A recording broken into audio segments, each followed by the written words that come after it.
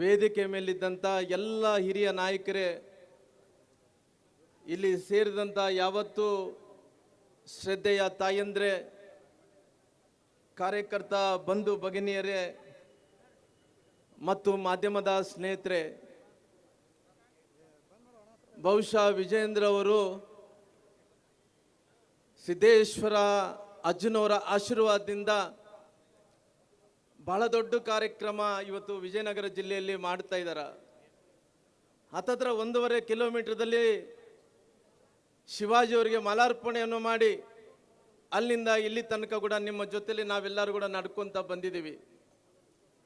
ಬಹುಶಃ ಜನರಿಗೆಲ್ಲರಿಗೂ ಕೂಡ ಇವತ್ತು ಈ ಹೋರಾಟ ಏನಿದೆ, ಜನಾಕ್ರೋಶ ಸಮಾವೇಶ, ಜನಾಕ್ರೋಶದ ಹೋರಾಟ, ಅದು ನಮ್ಮ ಸ್ವಾರ್ಥದ ಹೋರಾಟ ಅಲ್ಲ. ಇದು ಜನರ ಬದುಕನ್ನು ಕಟ್ಟಿಕೊಡಬೇಕು ಅನ್ನೋಂಥ ಒಂದೇ ಒಂದು ಕಾರಣದಿಂದ, ಸರ್ಕಾರ ನಡ್ಕೊಳ್ತಿರುವಂಥ ರೀತಿ ಚೆನ್ನಾಗಿಲ್ಲ ಅನ್ನೋಂಥ ಕಾರಣದಿಂದ ಇವತ್ತು ಜನಾಕ್ರೋಶ ಸಮಾವೇಶವನ್ನು ಸುಮಾರು ಹತ್ತತ್ರ 9 ದಿನಗಳ ಕಾಲ ಈ ಹೋರಾಟವನ್ನು ಮಾಡ್ತಾ ಇದ್ದೀವಿ.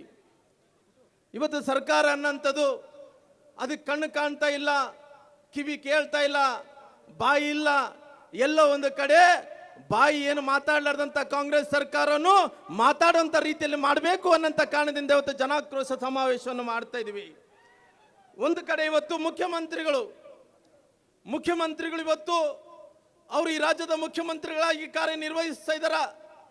ಒಂದು ಕಡೆ ಬಹುಶಃ ಇನ್ನ 216 ದಿನಗಳ ನಂತರ ಈ ರಾಜ್ಯದ ಮುಖ್ಯಮಂತ್ರಿಗಳಂತ ಸನ್ಮಾನ್ಯ ಸಿದ್ದರಾಮಯ್ಯನವರು 216 ದಿನಗಳ ನಂತರ ಮಾಜಿ ಮುಖ್ಯಮಂತ್ರಿಗಳಾಗಬೇಕಾಗಿದೆ.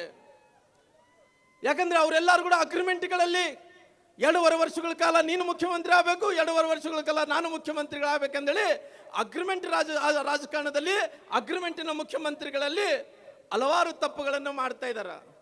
ಎಷ್ಟು ತಪ್ಪುಗಳನ್ನು ಮಾಡ್ತಾ ಇದ್ದಾರೆ ಅಂದ್ರೆ ಇಡೀ ರಾಜ್ಯದಲ್ಲಿದ್ದಂಥ ಪ್ರತಿಯೊಬ್ಬರು ಕೂಡ ಬಡವ, ರೈತ, ಕಾರ್ಮಿಕ, ನನ್ನೆಲ್ಲ ಅಣ್ಣ ತಮ್ಮಂದ್ರು ಎಲ್ಲರೂ ಕೂಡ ತಡ್ಕೊಳ್ಳಾರ್ದಂಥ ತಪ್ಪುಗಳನ್ನು ಈ ಸರ್ಕಾರ ಮಾಡಿದಂಥ ಟೈಮಲ್ಲಿ ನಮ್ಮ ಪಕ್ಷ ಇವತ್ತು ಜನರ ಮಧ್ಯದಲ್ಲಿ ಹೋರಾಟವನ್ನು ಮಾಡಬೇಕು ಅನ್ನೋಂಥ ಕಾರಣದಿಂದ ಇವತ್ತು ಹೋರಾಟವನ್ನು ಮಾಡ್ತಾ ಇದ್ವಿ. ಬಹುಶಃ ಇವತ್ತು 216 ದಿನಗಳ ನಂತರ ಅವರು ಮುಖ್ಯಮಂತ್ರಿಗಳಾಗಿ ಇಳಿತಾ ಇದ್ದಾರೆ ಅಂತ ಗೊತ್ತಿದೆ.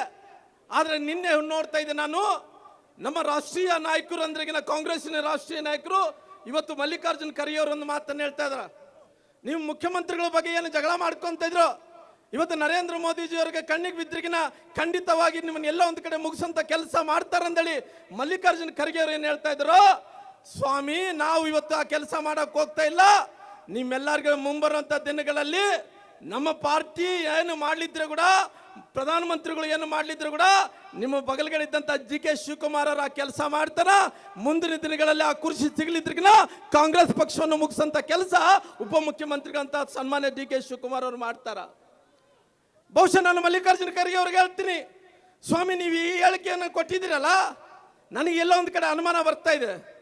ಬಹುಶಃ ಇವತ್ತು ಮುಖ್ಯಮಂತ್ರಿಗಳ ಪೈಪೋಟಿ ಬೀಳಂತ ಟೈಮಲ್ಲಿ ಇವತ್ತು ಸಿದ್ದರಾಮಯ್ಯರು CK ಶಿವಕುಮಾರ್ ಏನು ಪೈಪೋಟಿಯನ್ನು ಬೀಳ್ತಾ ಇದ್ರು, ಶಿವಕುಮಾರ್ ಅವರಿಗೆ ಸಿಗಲಿದ್ರಿಗಿನ ಸರ್ಕಾರ ಬೆಳೆಸ್ಬೇಕಂದೇಳಿ ಹುನ್ನಾರ ಏನು ಮಾಡ್ತಾ ಇದ್ರು. ಮಧ್ಯದಲ್ಲಿ ಎಲ್ಲೋ ಒಂದು ಕಡೆ ಮಲ್ಲಿಕಾರ್ಜುನ ಖರ್ಗೆ ಅವರು ಕೂಡ ಅವ್ರ ಮಗನ ಸಣ್ಣ ಖರ್ಗೆ ಅವ್ರನ್ನ ಮುಖ್ಯಮಂತ್ರಿ ಮಾಡ್ಬೇಕಂದೇಳಿ ಇವ್ರ ಇಬ್ಬರು ಮಧ್ಯದಲ್ಲಿ ಇನ್ನೊಬ್ಬ ರಾಷ್ಟ್ರೀಯ ನಾಯಕರು ಬಂದು ಕಾಂಗ್ರೆಸ್ ಪಾರ್ಟಿಯನ್ನು ಕೆಡವಿ ಅವ್ರ ಮಗನ ಸಣ್ಣ ಖರ್ಗೆ ಅವ್ರನ್ನ ಮುಖ್ಯಮಂತ್ರಿ ಮಾಡ್ಬೇಕಂದೇಳಿ ಹೊರಟಾರ ಅನ್ನಂತ ಅನುಮಾನ ಕೂಡ ನಮಗೆ ಕಾಡ್ತಾ ಇದೆ. ಅದಕ್ಕೋಸ್ಕರವಾಗಿ ಇವತ್ತು ಸರ್ಕಾರ ಅನ್ನಂಥದ್ದು ಎಲ್ಲ ಕಡೆ ಕೂಡ ಫೇಲ್ಯೂರ್ ಆಗಿಬಿಟ್ಟಿದೆ. ಇವತ್ತು ಸರ್ಕಾರ ಅನ್ನಂಥದ್ದು ಯಾವುದೇ ಕೆಲಸಗಳು ಮಾಡ್ತಾ ಇಲ್ಲ. ಇವತ್ತು ಸರ್ಕಾರ ಅನ್ನಂಥದ್ದು ಭ್ರಷ್ಟಾಚಾರಗಳು ಮಾಡ್ತಾ ಇದೆ. ಇವತ್ತು ಅನೇಕ ಭ್ರಷ್ಟಾಚಾರಗಳು ಮಾಡಿಕೊಂಡು ಇವತ್ತು ಸರ್ಕಾರ ಏನು ಮುಂದುವರಿತದನೋ, ಈ ಮುಂದುವರಿಯಕ್ಕೆ ನೈತಿಕವಾದಂಥ ಹಕ್ಕಿಲ್ಲ ಅನ್ನಂಥ ಒಂದೇ ಒಂದು ಕಾರಣದಿಂದ ಈ ಹೋರಾಟವನ್ನು ಮಾಡೋಂಥ ಕೆಲಸ ಮಾಡ್ತಾ ಇದ್ವಿ. ಇವತ್ತು ಬೆಳಗ್ಗೆ ಎದ್ರೆ ನೋಡ್ರಿ, ಅನೇಕ ಭ್ರಷ್ಟಾಚಾರಗಳಂದ್ರಿಗಿನ ಸರ್ಕಾರದಲ್ಲಿದ್ದ ಪರಿಶಿಷ್ಟ ಜಾತಿ, ಪರಿಶಿಷ್ಟ ಪಂಗಡಗಳ ಎಲ್ಲ ಅನುದಾನವನ್ನು ಈ ಸರ್ಕಾರ ದುರುಪಯೋಗ ಮಾಡಿಕೊಂಡಂತ ಕೆಲಸ ಮಾಡ್ತಾ ಇದೆ. ಇವತ್ತು ವಾಲ್ಮೀಕಿ ಜನಾಂಗದ ಪರಿಶಿಷ್ಟ ಪಂಗಡ ನಿಗಮದಲ್ಲಿ ಮಂತ್ರಿಗಳಾದಂಥ ಸನ್ಮಾನ್ಯ ನಾಗೇಂದ್ರ 187 ಕೋಟಿ ರೂಪಾಯಿ ಹಣವನ್ನು ತಿಂದರು. 187 ಕೋಟಿ ರೂಪಾಯಿಯನ್ನು ನುಂಗಿದಂಥ ಟೈಮಲ್ಲಿ, ತಿಂದಂಥ ಟೈಮಲ್ಲಿ ಸನ್ಮಾನ್ಯ ವಿಜಯೇಂದ್ರ ಅವರು ಬೆಂಗಳೂರಿನಿಂದ ಮೈಸೂರು ತನಕ ಪಾದಯಾತ್ರೆಯನ್ನು ಮಾಡಿದ್ರು. ಆ ಪಾದಯಾತ್ರೆ ಒತ್ತಾಯದಿಂದಲೇ, ಆ ಪಾದಯಾತ್ರದ ಹೋರಾಟದಿಂದಲೇ ಅವತ್ತು ನಾಗೇಂದ್ರ ಅವರು ಪರಿಶಿಷ್ಟ ಪಂಗಡಗಳ ಮಂತ್ರಿಗಳಂತ ನಾಗೇಂದ್ರ ಅವರು ಜೈಲಿಗೆ ಹೋಗುವಂತ ಕೆಲಸ ಆಯಿತು. ಅದಕ್ಕೋಸ್ಕರವಾಗಿ ಮುಂಬರುವ ದಿನಗಳಲ್ಲಿ ಸರ್ಕಾರಕ್ಕೆ ಎಲ್ಲ ಒಂದು ಕಡೆ ಚಾಟಿ ಬೀಸಬೇಕು ಅನ್ನೋಂಥ ಕಾರಣದಿಂದ ಈ ಹೋರಾಟವನ್ನು ಮಾಡೋಂಥ ಕೆಲಸ ಮಾಡ್ತಾ ಇದೀವಿ. ಬೆಲೆ ಏರಿಕೆ ಅನ್ನೋಂಥದ್ದು ಅನೇಕರು ಹೇಳಿದ್ದಾರೆ. ಇವತ್ತು ಬೆಲೆ ಏರಿಕೆ ಅನ್ನೋಂಥದ್ದು ಬಡವರಿಗೆ ಎಷ್ಟು ತುಟ್ಟಿ ಆಗಿದೆ ಅಂದ್ರೆ ಜೀವನನೇ ಮಾಡೋಕ್ಕಾಗ್ಲದಂಥ ತುಟ್ಟಿಯನ್ನು ಆಗಿಬಿಟ್ಟಿದೆ. ಅದಕ್ಕೋಸ್ಕರವಾಗಿ ನಾನು ವಿನಂತಿ ಮಾಡ್ತೀನಿ, ಸಮಯ ಆಗ್ತಾ ಇದೆ, ನಾವು ಕೂಡ ಸುಸ್ತಾಗಿದ್ವಿ. ನನ್ನ ವಿನಂತಿ ಇಷ್ಟೇ, ಬಿಜಾಪುರ ಜಿಲ್ಲೆಯಲ್ಲಿದ್ದಂಥ ಜನರು ನಾನು ನೋಡ್ತಾ ಇದ್ರೆ ಬಹುಶಃ ಇಲ್ಲಿ ಕುಂತಂತ ಎಲ್ಲ ಮಾಜಿ ಶಾಸಕರೆಲ್ಲರೂ ಕೂಡ ನಿಮ್ಮೆಲ್ಲರ ಆಶೀರ್ವಾದದಿಂದ 8ಕ್ಕೂ 8 ವಿಧಾನಸಭಾ ಕ್ಷೇತ್ರದಲ್ಲಿ ಭಾರತೀಯ ಜನತಾ ಪಾರ್ಟಿ ಆರಿಸಬೇಕು ಅಂತೇಳಿ ವಿನಂತಿಯನ್ನು ಮಾಡ್ಕೊತೀನಿ. ಸನ್ಮಾನ್ಯ ಯಡಿಯೂರಪ್ಪನವರು, ನಾನು ಮುಖ್ಯಮಂತ್ರಿಗಳಿದ್ದಂಥ ಟೈಮಲ್ಲಿ ಹಲವಾರು ಬಾರಿ ನಾನು ಇಲ್ಲಿ ಬಂದಿದ್ದೇನೆ. ಬಂದಂಥ ಟೈಮಲ್ಲಿ ನೆರಾವಳಿ ಬಂದಂಥ ಟೈಮಲ್ಲಿ ಸನ್ಮಾನ್ಯ ಯಡಿಯೂರಪ್ಪನವರು ಯಾವ ರೀತಿಯಲ್ಲಿ ಮದರ್ ತೆರೇಸಾ ಅವರು ಯಾವ ರೀತಿಯಲ್ಲಿ ಭಿಕ್ಷವನ್ನು ಬೇಡಿ, ಎಲ್ಲರೂ ಬಡವರ ಸಲುವಾಗಿ ಭಿಕ್ಷವನ್ನು ಬೇಡಿ ಅಸಹ್ಯವನ್ನು ಪಡ್ಕೊಂಡಿದ್ದಂಥ ಜನರ ಜೊತೆಲಿ ಹೋಗಿ ಅವ್ರ ಹತ್ರ ಕೈ ಕಾಲನ್ನು ಹಿಡ್ಕೊಂಡು ಎಲ್ಲರಿಗೂ ಕೂಡ ಮನೆಗಳು ಕಟ್ಕೊಡಂತ ಕೆಲಸ ಮಾಡಿದ್ರು. ಬಿಜಾಪುರ ಜಿಲ್ಲೆಗಳ ಹೇತ್ ನೀರಾವರಿ ಸಲುವಾಗಿ ಸುಮಾರು 2,000 ಕೋಟಿ ರೂಪಾಯಿಗಳನ್ನು ತಂದು ಕೊಡಂತ ಕೆಲಸ ಮಾಡಿದ್ರು. ಇವತ್ತು ಎಲ್ಲನಾಗ್ಲಿ ಒಂದು ಅಭಿವೃದ್ಧಿ ಕೆಲಸಗಳು ನೋಡ್ತಾ ಇದ್ರಿ. ಇವತ್ತು ಸರ್ಕಾರ ಏನಪ್ಪಾ ಅಂದ್ರೆ ನಾವು ಏನೋ ಒಂದು ಕಡೆ ಕೊಟ್ಟಿದ್ವಿ, ಅದು ಮುಕ್ತಾಯ ಆಗಿದೆ ಅನ್ನೋಂಥ ರೀತಿಯಲ್ಲಿ ಇದರ. ಅದಕ್ಕೋಸ್ಕರವಾಗಿ ಮುಂಬರುವಂಥ ದಿನಗಳಲ್ಲಿ ಈ ಸರ್ಕಾರಕ್ಕೆ ಬುದ್ಧಿಯನ್ನು ಕಲಿಸುವಂಥ ಕೆಲಸ ತಾವು ಮಾಡಬೇಕು ಅನ್ನೋಂಥ ವಿನಂತಿಯನ್ನು ಮಾಡ್ತಾ ತಮ್ಮೆಲ್ಲರಿಗೂ ಒಂದು ಸುತ್ತ ನನ್ನ ಮಾತುಗಳು ಮುಕ್ತಾಯ ಮಾಡ್ತಾ ಇದ್ದೀನಿ. ಜೈ ಹಿಂದ್, ಜೈ ಕರ್ನಾಟಕ.